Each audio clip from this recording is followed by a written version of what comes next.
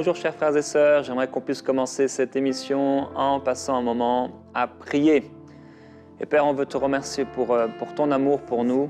Je veux prier pour nos frères, nos sœurs qui regardent cette émission maintenant. Je prie que cette semaine, Alléluia. alors qu'on va parler des obstacles à la bénédiction, Père, je prie que tous ceux qui sont bloqués, qui sont empêchés, qui ont été jusqu'ici empêchés d'entrer dans la pleine bénédiction, la manifestation de ta volonté, de ton amour pour eux, que tous ces blocages puissent disparaître les uns après les autres, que tout ce qui vient pour les freiner, pour les empêcher de vivre ce que tu as prévu pour eux, puisse partir un à un, que ces obstacles s'en aillent au nom de Jésus-Christ. Tu veux bénir ton peuple, tu nous aimes.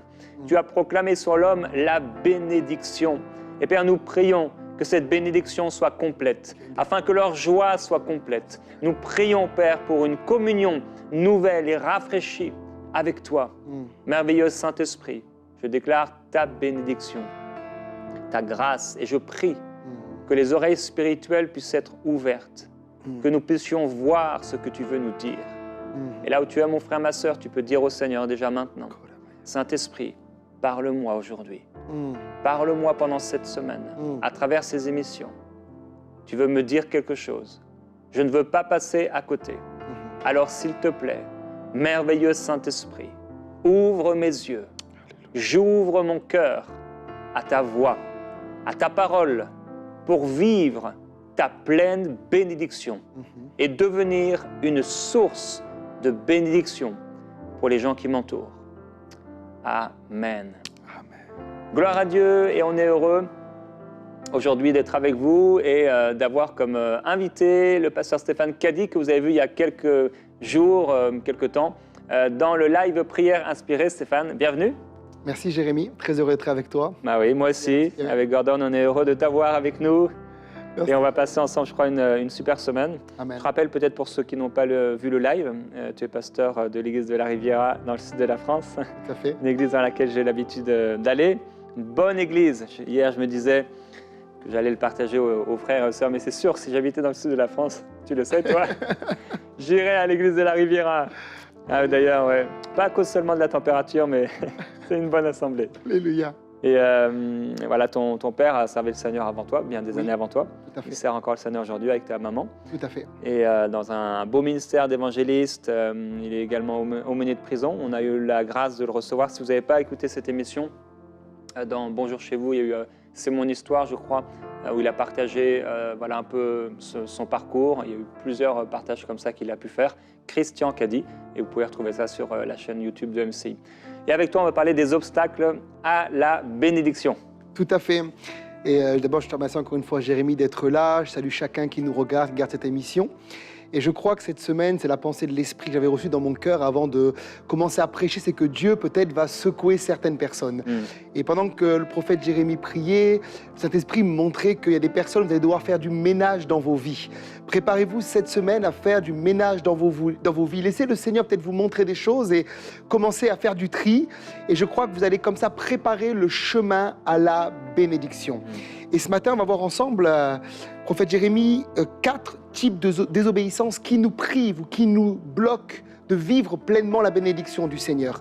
Et je vais lire un texte pour vous dans Hébreux, chapitre 7, au verset 7, où il est écrit « Or sans contredit, l'inférieur qui est béni par le supérieur. » Je répète, « Or c'est sans contredit que l'inférieur est béni par le supérieur. » Et la Bible déclare dans le psaume 8 que l'homme a été créé de peu inférieur à Dieu.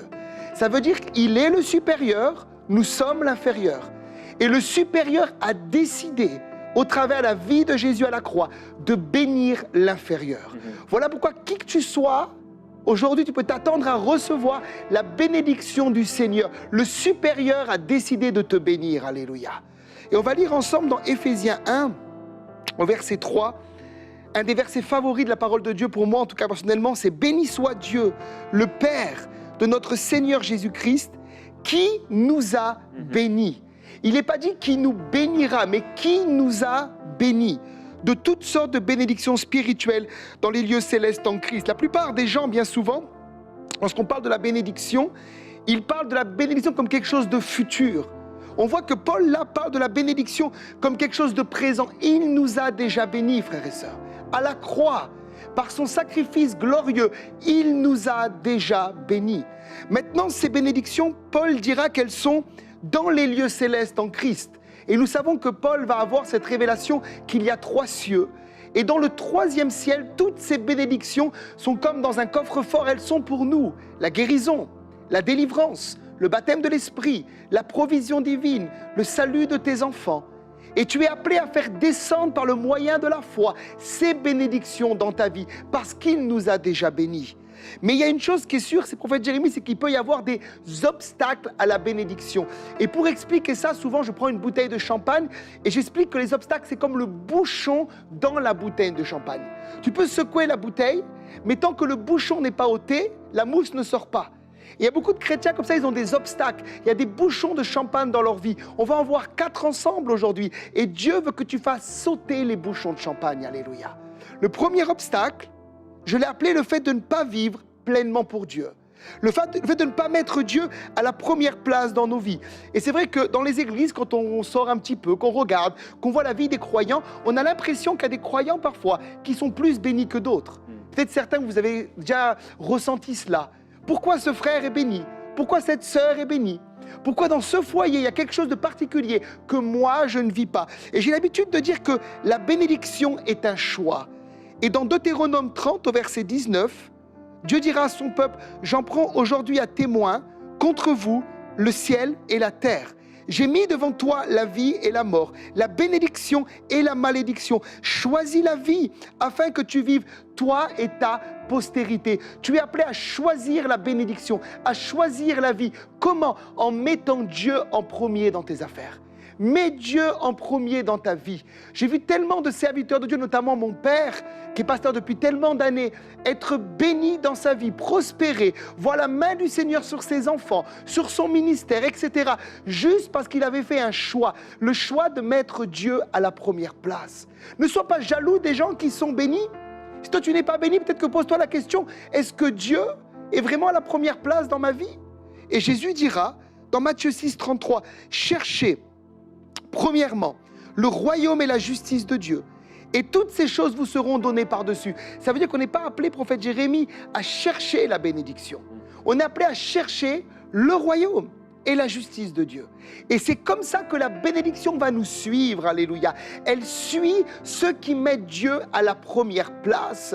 Et quand je parle de bénédiction bien sûr spirituelle, matérielle, financière, morale, relationnelle, toutes sortes de bénédictions accompagnent le croyant qui a décidé de mettre Jésus à la première place dans sa vie. Mettez-le. Posez-vous la question derrière votre écran. Est-ce que le Seigneur est véritablement le Seigneur de ma vie? Ou est-ce qu'il est juste le Sauveur? C'est le premier point. Le deuxième obstacle, deuxième désobéissance, c'est celle du péché. Et j'aime Jacques, lorsqu'il parle du péché, il dira dans Jacques 3,2, « Nous bronchons tous de plusieurs manières. Si quelqu'un ne bronche point en parole, c'est un homme parfait. » Donc quand je parle de bénédiction, je ne parle pas du fait d'avoir une barre tellement haute que dès qu'on fait une erreur, on n'est plus béni. Non, nous sommes sous la grâce de Dieu et nous bronchons tous d'une manière ou d'une autre. Chacun d'entre nous a des luttes, des combats, des colères parfois qui viennent, des mauvaises pensées. Ce n'est pas de cela que je parle. Je parle de l'habitude du péché. Et de fait de vivre dans une habitude de péché que j'entretiens, c'est clairement un obstacle à la bénédiction. Et Jean dira dans son épître, 1 Jean 3,9, « Quiconque est né de Dieu ne pratique pas le péché. » On parle du pratique. Parce que la semence de Dieu demeure en lui. Il ne peut pécher parce qu'il est né de Dieu. Et là, on voit que Jean parle de la pratique du péché. Si tu as une pratique du péché quotidienne dans ta vie, tu ne peux pas t'approcher du Seigneur et dire « Seigneur, bénis-moi » tout en continuant à entretenir ce péché. J'aime la traduction Martin, qui est une vieille traduction, qui dit que Dieu ne bénit pas celui qui vit dans le péché. Lorsque nous vivons dans le péché, Dieu ne peut pas bénir. Et il y a un texte dans Ésaïe qui dit, non, la main de l'Éternel n'est pas trop courte pour agir, son oreille n'est pas trop dure pour entendre, mais ce sont nos péchés, ce sont nos crimes qui mettent une séparation entre nous et notre Dieu. Enlève le péché, laisse cette semaine le Saint-Esprit te montrer ce que tu es appelé à changer dans ta vie. Et la repentance va amener la bénédiction de Dieu dans ta maison. Alléluia. Le troisième obstacle, qui est une troisième désobéissance, c'est ce que j'appelle le refus de pardonner. Et je vois tellement de chrétiens qui sont bloqués par le non-pardon. Dans toutes les conférences, dans toutes les réunions que nous faisons, lorsque nous traitons sur le sujet du pardon, il y a tellement de croyants qui, après des années et des années et des années de marche avec le Seigneur, ont gardé une amertume dans le plus profond de leur cœur. Et ça les prive de la bénédiction. Et l'auteur de l'Épître aux Hébreux, au chapitre 12, au verset 15, va être clair. Il dira, veillez à ce que nul ne se prive de la grâce de Dieu. On parle de bénédiction cette semaine, de grâce. Et à ce qu'aucune racine d'amertume, poussant des rejetons, ne produise du trouble et que plusieurs n'en soient infectés. Le non-pardon, l'amertume, le ressentiment, une colère entretenue dans ton cœur est quelque chose qui va te priver de la grâce de Dieu. Et quelque chose qui peut amener la maladie dans ton corps, si tu l'entretiens, peut amener une forme de malédiction, alors que Dieu est appelé dans nos vies à nous faire vivre la bénédiction. Qu'est-ce que c'est la malédiction? C'est l'absence de bénédiction. Il y a des chrétiens, il y a comme une forme de malédiction. Et quand je parle de ça, ce n'est pas forcément de la sorcellerie ou autre, c'est juste une absence de bénédiction, une absence de vivre son héritage. Et le non-pardon nous prive de la bénédiction. Voilà pourquoi Salomon dira dans Proverbe 4, verset 23, « Garde ton cœur plus que toute autre chose, car de lui viennent les sources de la vie. » Et nous avons décidé, en tant que couple pastoral avec mon épouse, de garder notre cœur. Nous avons décidé de marcher dans l'amour, décider de marcher dans l'esprit du pardon. Nous refusons de perdre la bénédiction pour nous, pour nos enfants, pour notre famille, pour notre Église, à cause du non-pardon. Des gens nous ont fait des sales coups, des gens nous ont abandonnés, des gens nous ont critiqués, des gens nous ont délaissés, mais nous avons décidé de continuer à les aimer. Parce que nous voulons marcher dans notre héritage, et notre héritage est un héritage de bénédiction. Alléluia. Et enfin, quatrième obstacle, je l'ai appelé le manque de générosité financière pour Dieu. C'est aussi une forme de désobéissance. Et on voit dans le Proverbe 3, verset 9 jusqu'au verset 10, Dieu dira, honore l'Éternel avec tes biens et avec les prémices de tout ton revenu, alors tes greniers seront remplis d'abondance et tes cuves regorgeront de mou. Ça veut dire qu'il y a une bénédiction financière que Dieu veut donner aux gens qui sont généreux. Et on a vu tellement de fois dans le royaume de Dieu, dans le ministère, des gens être fidèles dans les dîmes, dans les offrandes, que Dieu a fait prospérer. Le fait de ne pas donner à Dieu, le fait de ne pas être généreux pour Dieu est quelque chose qui va te priver de la bénédiction. Le fait de semer va permettre à Dieu de bénir tes finances. C'est une loi spirituelle. Et on le voit dans le livre des Corinthiens, dans 2 Corinthiens 9, 6, Paul est clair. Il dira, sachez-le, celui qui sème peu, moissonnera peu. Et celui qui sème abondamment, moissonnera abondamment. La prophète Jérémie, j'ouvre une parenthèse, quand il parle de semer, il parle d'argent. Il ne parle pas de cacahuètes. Non, il y a des gens qui disent je sème, oui je sème de l'amour. Non mais là il parle des finances, sème l'amour. Oui, sème ton temps, sème certaines choses dans le royaume de Dieu, mais sème aussi de tes finances. C'est comme ce missionnaire qui arrivait un jour en Inde, et puis il a fait une grande réunion de réveil, et puis il avait passé la panière à la fin, comme dans les réunions on fait. Et les gens ont commencé à donner, pour certains, des dents d'animaux, ils ont donné des fourrures, etc. Dans ce pays-là, il n'y avait pas l'argent. Mais quand nous, on fait passer la panière, on ne s'attend pas à avoir de la fourrure, pasteur Jérémie. On a besoin de voir des gens mettre dans le royaume de Dieu de leurs finances pour que le royaume de Dieu avance. Et la bonne nouvelle, c'est que si ces gens sont généreux, Dieu va les bénir. Moi, je me rappelle quand j'avais 18 ans, mon premier travail, Dieu m'a parlé. Il m'a dit, Stéphane, tu as eu ton premier travail, c'est le temps de donner ta dîme. Alors j'ai dit, arrière de moi Satan, alléluia. Et ce n'était pas le diable, c'était vraiment Dieu. Et j'ai commencé à donner. Et c'était pour faire ma première école biblique. J'ai fait 2 écoles bibliques, c'était la première. Et il y avait un certain montant à cette école biblique. Et j'ai donné donc 10%, c'était énorme pour moi à l'époque. Et le dimanche d'après, dans mon église locale, une dame me dit, il faut que je te parle, pasteur Stéphane. Dieu m'a dit de te remettre ça. J'ai ouvert l'enveloppe. Il y avait le montant de mon école biblique, alléluia. La deuxième école biblique aussi a été payée. Et Dieu a commencé à me mettre à l'épreuve dans le niveau des finances et de la foi pour voir si je croyais sa parole, alléluia. Mais la bonne nouvelle, bien-aimés, c'est que dans 2 Corinthiens 9:8, Dieu dit, et Dieu peut vous combler de toutes sortes de grâces. Et là, il parle des finances. Afin que possédant toujours en toutes choses de quoi satisfaire à tous vos besoins, vous ayez encore en abondance pour toute bonne œuvre. Ça, c'est notre Dieu. Il est généreux. Il est généreux. Il a donné sa vie pour nous. Comment ne nous donnera-t-il pas aussi toutes choses avec Jésus-Christ? Amen. Amen. On va prier. Merci. Merci pour ce partage sur ces 4 obstacles. Ouais. On va prier par rapport à ces 4 obstacles. Si vous êtes reconnu dans un de ces obstacles, on veut vraiment prier pour ça. Si tu veux, je peux te faire prier pour le premier. Alléluia. Déjà.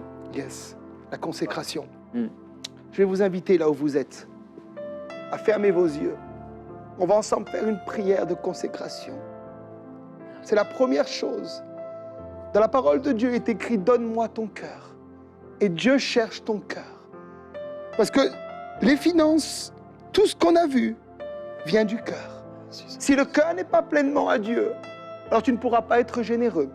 Si ton cœur n'est pas pleinement à Dieu, tu ne pourras pas pardonner. Si ton cœur n'est pas pleinement à Dieu, tu ne pourras pas lutter contre le péché. Et Dieu veut ton cœur. Il veut ton cœur. Il veut comme un élan de consécration dans ta vie. Et pendant que je parle,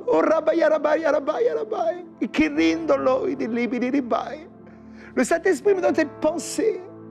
Alors que tu vas te consacrer, tu vas vivre un épanouissement spirituel. Et le Seigneur parle à des personnes qui nous regardent, que ce sentiment de ne pas être épanoui dans leur vie spirituelle, ce sentiment d'être dans la routine, ce sentiment de faire toujours les mêmes choses, ce sentiment d'être vide et d'être sec. Et le Seigneur vous dit, c'est ce que je vois dans mon esprit, alors que vous vous consacrez, alors que vous mettez votre vie sur l'autel, il y a comme un épanouissement spirituel qui va prendre place en vous. Il y a comme un but à votre vie qui va être donné. Il y a comme un sens. Il y a comme des nouvelles révélations. Il y a comme des nouvelles visions qui vont naître en vous. Consacrez-vous au Seigneur. Laissez-le prendre la première place. Père, je prie pour tous ces amis qui nous regardent derrière leur écran, afin qu'Esprit de Dieu, Esprit de sainteté, Esprit de consécration, tu viennes maintenant les visiter. Oh, je prie pour un feu nouveau. Je prie pour un feu nouveau. Vous pouvez prier en langue là où vous êtes. Je prie pour un feu nouveau. Et je prie que s'il y a des choses qui ont pris la place de Dieu, l'Esprit de Dieu vous le montre. C'est la première émission de cette semaine. Et que cette semaine déjà, vous commenciez à faire un ménage.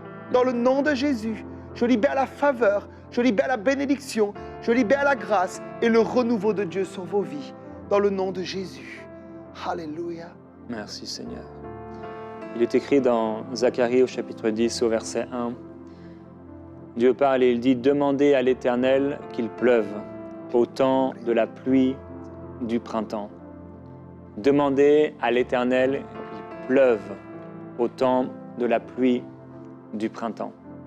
Et je veux prier pour que, oui, Dieu fasse pleuvoir sur vous, alors qu'on parle de consécration. La grâce de Dieu, c'est qu'il nous donne toutes choses pour notre plus grand plaisir. Et lorsqu'on vient à lui et qu'on reconnaît nos péchés, il n'est pas là pour nous écraser, mais il est plein de compréhension et plein de patience envers nous.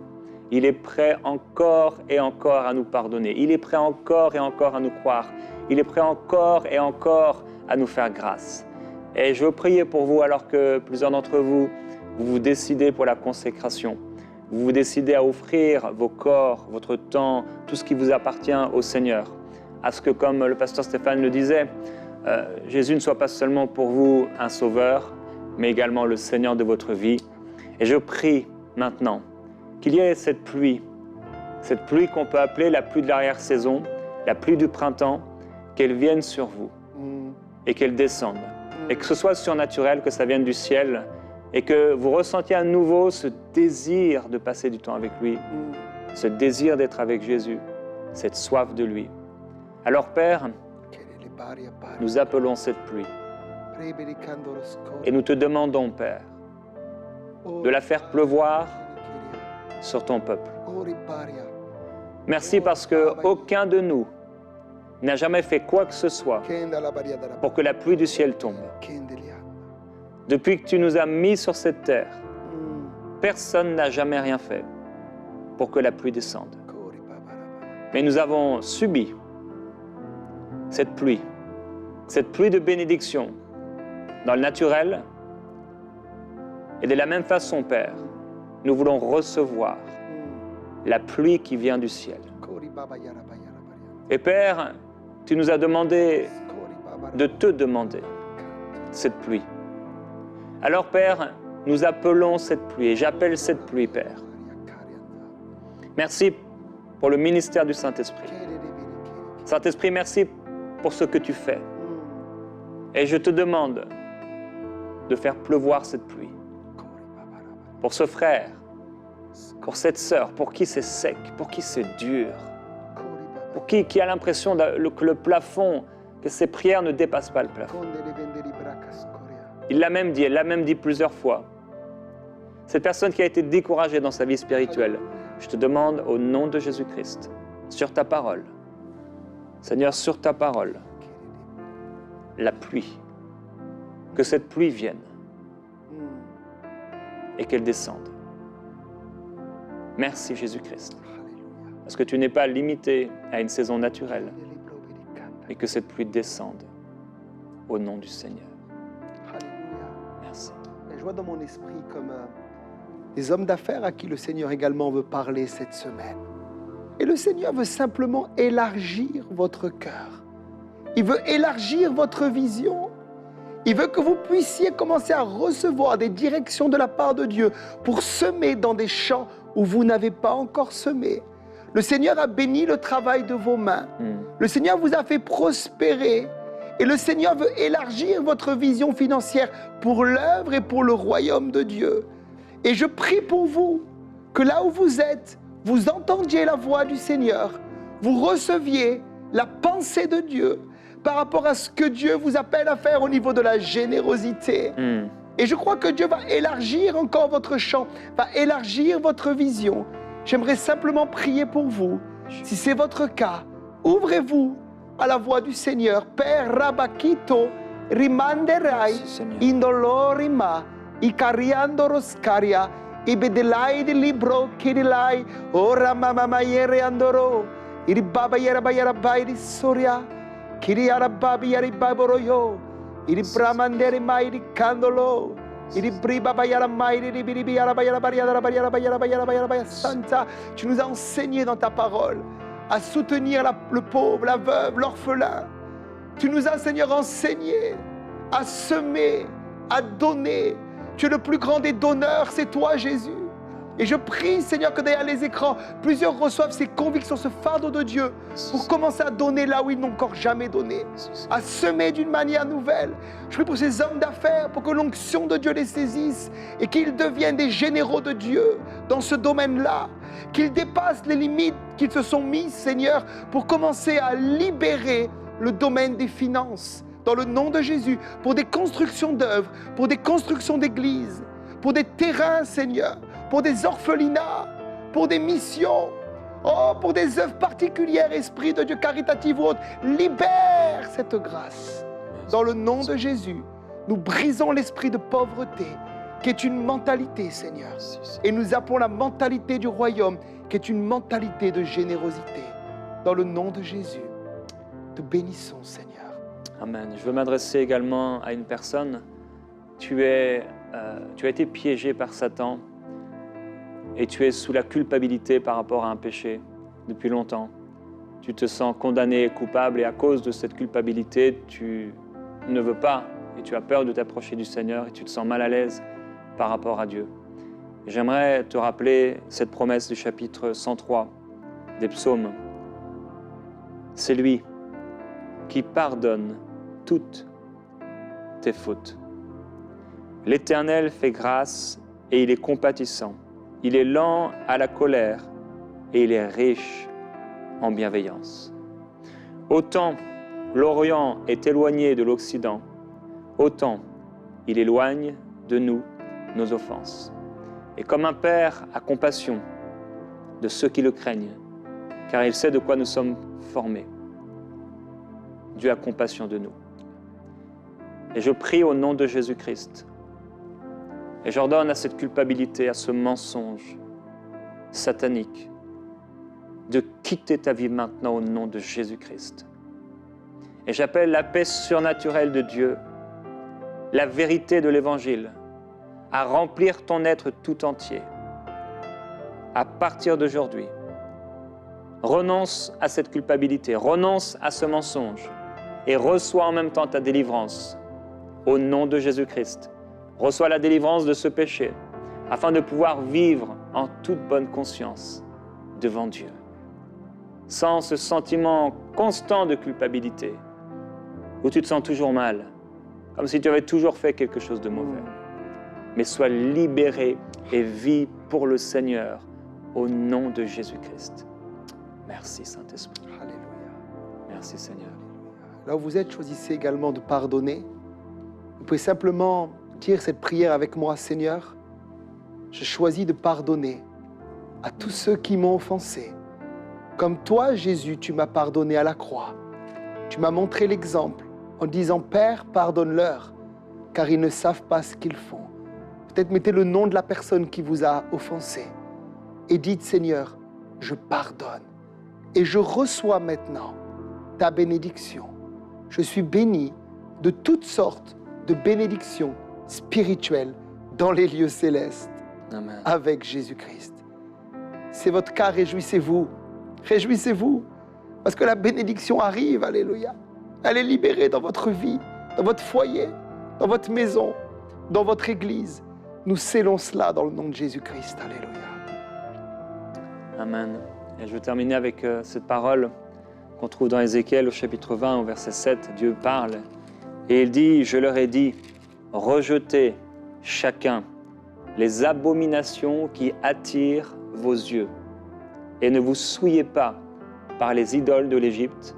Je suis l'Éternel, votre Dieu. Et Dieu dit avec tristesse, ils se révoltèrent contre moi après cette parole et ne voulurent pas m'écouter. Aucun ne rejeta les abominations qui attiraient ses yeux et ils n'abandonnèrent pas les idoles de l'Égypte.